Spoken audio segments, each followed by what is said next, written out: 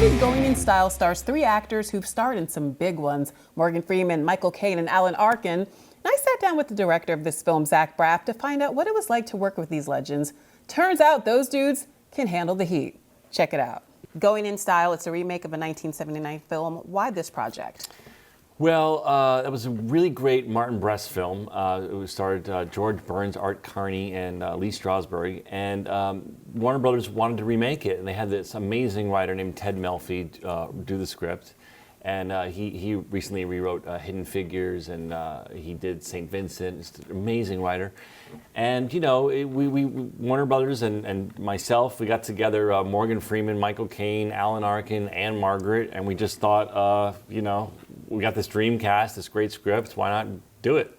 When you approach something that's on this scale, is it at all intimidating for you? Or do you just walk into it knowing that you already have a few films under your belt and you've got this? No, it was completely intimidating. I mean, it does scale up. It's like if you can make like a small decent meal, maybe you could begin to think you could make a decent meal for 10 people. You know, everything just gets bigger and more expansive. But there this is closer to Thanksgiving dinner. It was elaborate. It was elaborate. Big stars, shooting in New York City, action, comedy. It was big. But I had an amazing crew. It's a testament to my crew. I had just a wonderful team, and I couldn't have done it without the help of a lot of people. Okay, Morgan Freeman, Michael Caine, Alan Arkin. That sounds like a dream trio to me. How do you go about convincing them to be a part of this project, other than dropping the ZB bomb on them? Well, hopefully, I like to think they like my movies because they approved me to direct it, you know. But I have to give credit where credit is due. Ted Melfi just wrote this wonderful script. Mm-hmm. I think if in the wrong hands, the script would have been.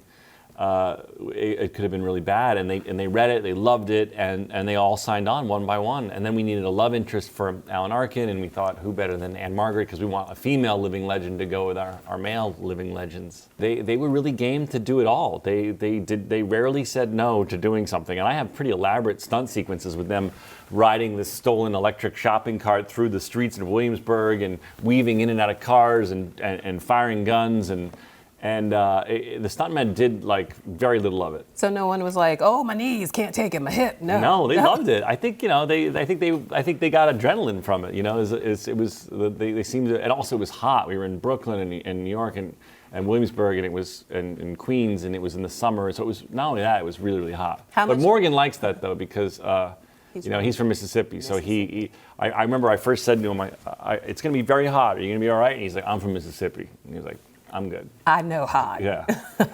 That was a good Morgan Freeman. There I you had go. to go lower. I'm from Mississippi. Yeah. He lost a bet to me, and he did my outgoing voicemail message.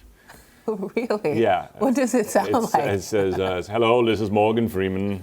You've reached Zach Braff's phone. He can't come to the phone right now."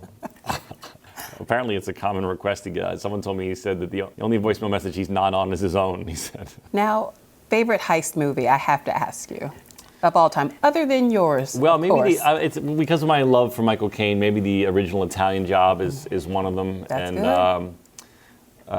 That's the first one that comes to mind. And maybe because of Morgan, even though it's not a heist, it's Shawshank, because it overlaps a little bit with sneaking out of prison, and Shawshank is just one of my favorite movies. So what's next for you?